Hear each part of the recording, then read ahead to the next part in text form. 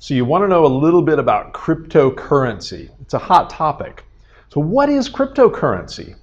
Well, let me take a step back, because to understand cryptocurrency, it's helpful to spend at least a little bit of time talking about a more basic question. And the question is, what is money? Now, a simple working definition of money is this. Money acts as three things at the same time. Number one, it acts as a medium of exchange. It's a way that we can buy and sell things.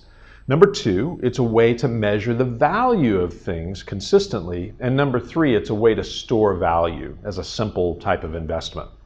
Now, a long time ago, we used to use gold or silver as money. In fact, gold and silver are still some of the most reliable ways to store or hold on to value on the planet today. But that's kind of beside the point.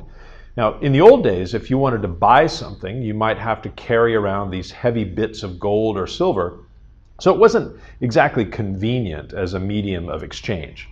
But then somebody had the bright idea, hey, what if we just left all the gold or silver in a bank somewhere, and instead we could carry around these special pieces of paper that could act as a type of proof that we had enough gold or silver in the bank to cover any debts that we might have. So we could purchase things with them directly.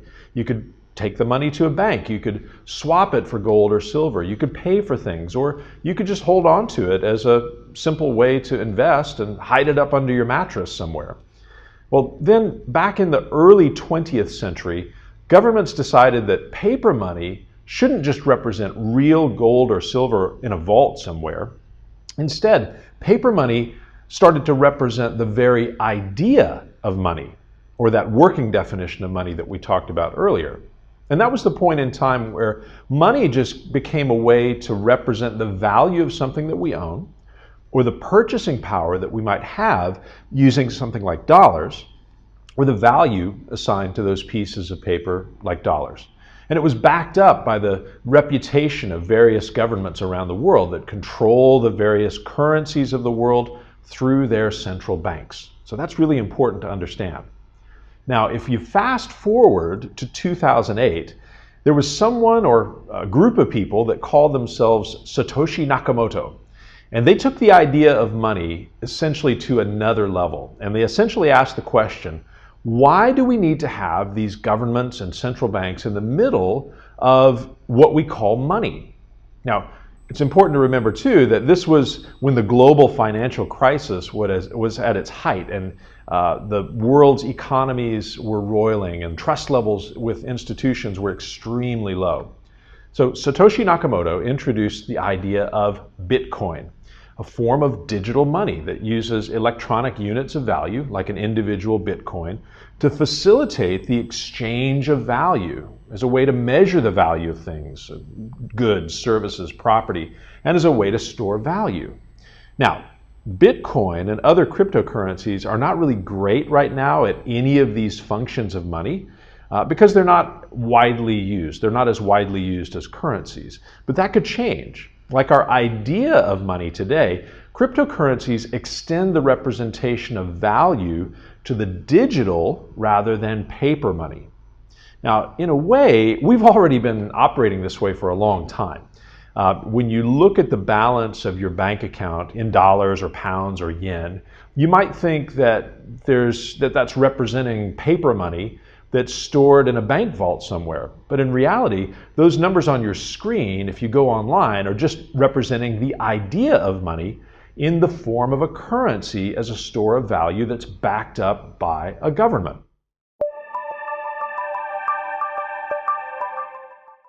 How does cryptocurrency work in this way? So the term cryptocurrency comes from the underlying cryptography that supports the way that cryptocurrencies are stored, exchanged, and protected in what is called a digital wallet. So your digital wallet is where you personally store, protect, spend, and receive cryptocurrency. And this is all thanks to encryption, specifically your own very important encryption key. That's the only thing that can be used to open your digital wallet. So cryptocurrencies are in many ways just digital forms of money that we're all used to, and yet it allows for us to transfer money peer-to-peer or person-to-person We can send value, that money, and we rely on technology, specifically extremely hard to break cryptography. So how is a cryptocurrency any different from what we have today when we transfer money from one person to another? Well, for one thing, with a cryptocurrency, there's not a bank or credit card company that gets in the middle of that transfer to help handle or facilitate the payment. When we do choose to transfer money using a bank or a credit card company today, one of the reasons we make that choice is to have some level of security and trust. So we pay a transaction fee to the bank or the credit card company for the assurance that that exchange of value is legitimate and it's safe. Well, when we use a cryptocurrency, trust is achieved not by using a bank or a credit card company as an intermediary. It's achieved through the use of the highest levels of cryptography, through widespread collaboration, and some very clever computer code using something called a blockchain.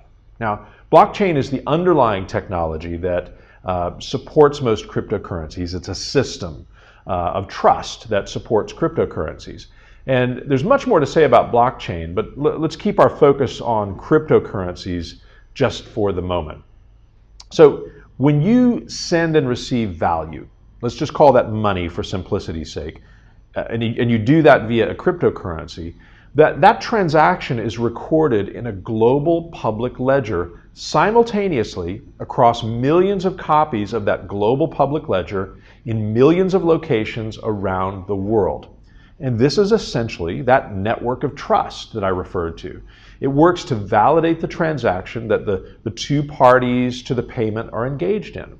So instead of a bank or a credit card company validating all of the steps in the transaction between me and a merchant or me and another person, this global trust network does that for me at either no cost or at a fraction of the cost of what a bank or a credit card company would charge. So what are the opportunities that exist today with cryptocurrencies? Well, central banks and the financial services industry are the most likely areas to be disrupted if cryptocurrencies take off in a big way, and it looks like they will.